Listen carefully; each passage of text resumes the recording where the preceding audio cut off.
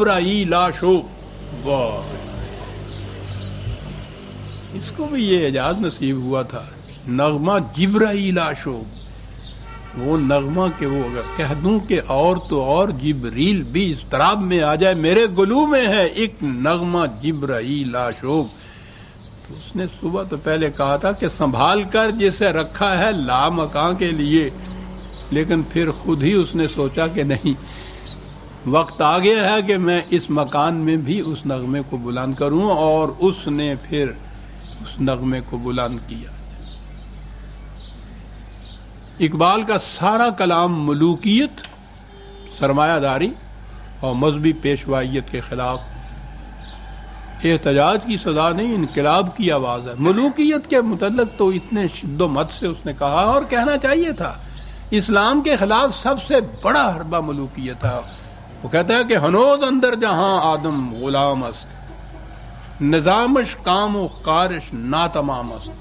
مسلمانوں کے ممالک میں ہی نہیں، ساری دنیا میں وہ کہتا ہے کہ انسانوں کی حکومت ہے، اور اس کا نام کچھ بھی آپ رکھ دیجئے، وہ ملوکیت ہے. وہ کہتا ہے کہ اسی لیے انسان کا نظام بہت خام ہے ابھی. غلام فقر آں گیتی پناہ ہم، میں تو اس کا غلام ہوں جس نے کائنات کو یا اس دنیا کو پناہ دی کہ در دینش ملوکیت حرام است.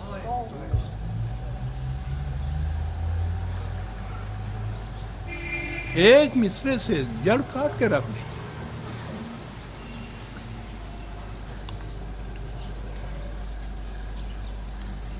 میں آج کے اس مختصر سے وقت میں ان چاروں گوشوں میں سے ملوکیت، سرمایہ داری، ملا اور تصوف میں سے صرف یہ ملا کو لوں گا، کیونکہ اس دور میں اس کی اہمیت خاص طور پر زیادہ بڑھ کر سامنے آئی ہے. میں پہلے یہ عرض کر دوں کہ اقبال جب ملا کے خلاف کچھ کہتا ہے، یا میں بھی دہراتا ہوں، تو وہ کسی خاص فرد، خاص فرقہ، خاص جماعت کے خلاف وہ طنز اور تشنیع نہیں ہوتی.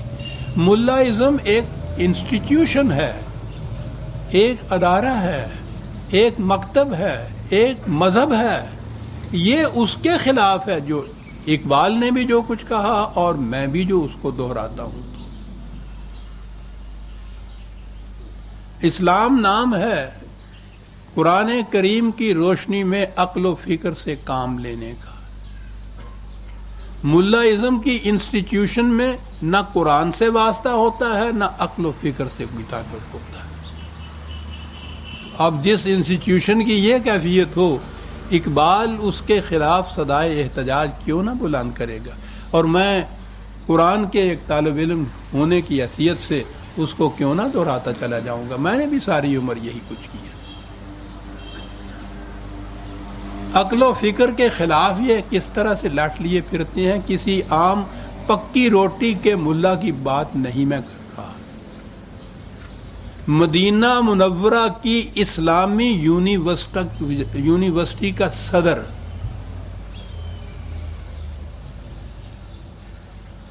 اس نے اعلان کیا تھا کہ زمین ایک جگہ پر قائم ہے اور سورج اس کے گرد چکر لگا رہا ہے. اگر کوئی شخص اس کے خلاف تصور کرے تو اسے پھانسی پر لٹکا دینا چاہیے. جو یہ کہے کہ زمین گردش کرتی ہے، مدینہ یونیورسٹی کی، مدینہ منورہ کی اسلامی یونیورسٹی کے صدر کہ جو یہ کہے، یہ وہ گیلیلیو نے کہا تھا 300 سال پہلے عیسائیت میں کہ زمین حرکت کرتی ہے، تو وہاں کے ملاؤں نے اس کو، آپ معلوم ہے کہ وہ تو پھانسی لگے تھے دینے، بچ گیا بیچارہ. یہ وہ کہتے ہیں کہ اسے پھانسی پر لٹکا دینا چاہیے.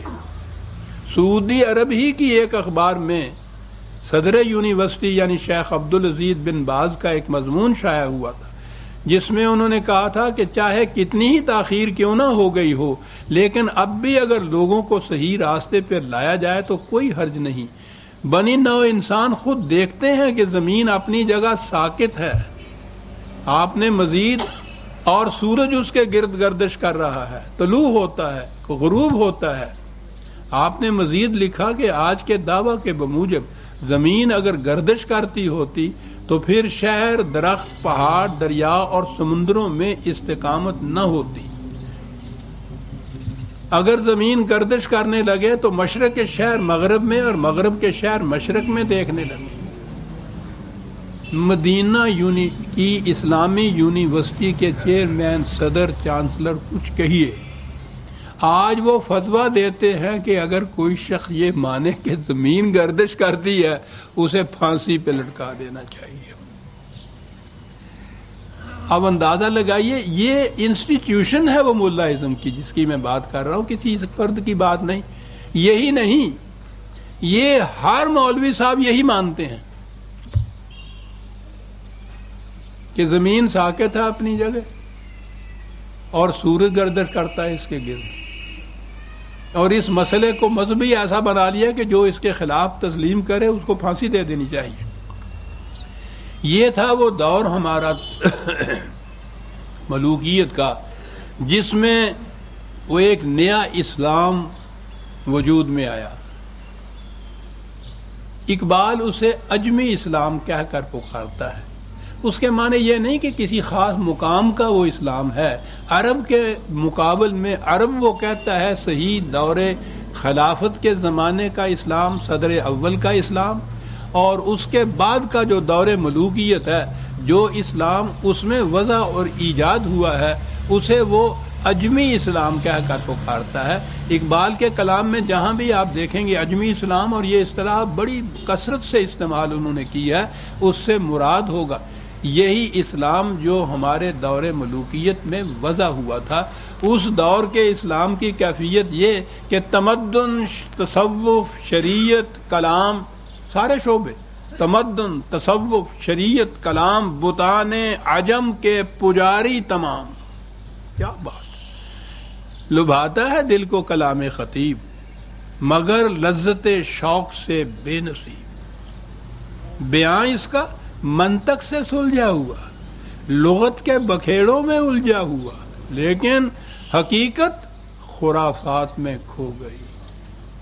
یہ امت روایات میں کھو گئی، بجھی عشق کی آگ اندھیر ہے، مسلمان نہیں راکھ کا ڈھیر ہے۔ اجمی اسلام نے یہ کر دیا اس کے ساتھ۔ یہ مذہبی پیشوائیت کرتی یہ ہے، پہلے مذاہب میں تو ان کو کوئی دقت پیش نہیں آتی تھی کہ اس مذہب کی جو آسمانی کتاب ان کو نبی کو ملی تھی وہی اپنی اصلی حیثیت میں باقی نہیں رہی تھی، اس لیے ان کے لیے بڑا آسان تھا کہ جو کچھ جی چاہے اپنے ہاتھ سے وہ لکھیں اور اس کو وہ کہہ دیں کہ یہ خدا کا کلام ہے، خدا کے احکام ہیں، کوئی چیلنج نہیں کر سکتا تھا۔ آپ کے ہاں یہ مشکل پڑی کہ کتاب اللہ کی حفاظت کا ذمہ خود خدا نے لے لیا۔ اب کتاب کے اندر تو وہ الفاظ موجود تھے، وہ کلام موجود تھا، وہ تعلیم موجود تھی، اب یہ کیا کرتے؟ تو ٹیکنیک یہ کی گئی کہ الفاظ تو اسی طرح سے رہنے دیے جائیں، الفاظ کا مفہوم بدل دیا جائے۔ آپ نے کبھی غور نہیں فرمایا یہ مفہوم کیسے بدلا، اس بدلنے کا نتیجہ کیا ہوا؟ آپ کے ہاں ہر مسجد سے 5 دفعہ کم از کم دن میں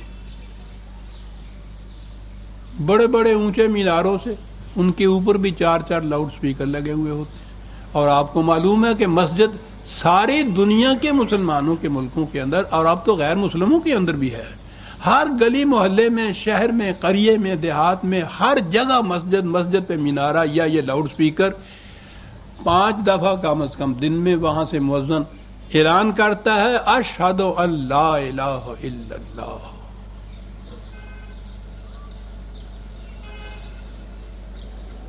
یہ اعلان سن کے کبھی آپ کے دل میں کسی قسم کی کوئی حرکت، کوئی حرارت پیدا ہوئی ہے؟ اس لیے کہ انہوں نے اس کا ترجمہ الہ کا کر دیا پرستش کے قابل۔ وہ اعلان کرتا ہے کہ پرستش کے قابل کوئی نہیں خدا کے سوا، بالکل ٹھیک ہے۔ اس اعلان سے بگڑتا کیا ہے کسی کا؟ یہ انقلاب آفریں اعلان تھا، بنیاد اس اسلام کی کہ جس نے انسانیت کی ہر قسم کی حکومت کو اور اقتدار کو مٹا دیا۔ الہ کے معنی ہیں عربی زبان میں قرآن کی روح سے وہ جسے اقتدار حاصل ہو۔ مؤذن اعلان کرتا تھا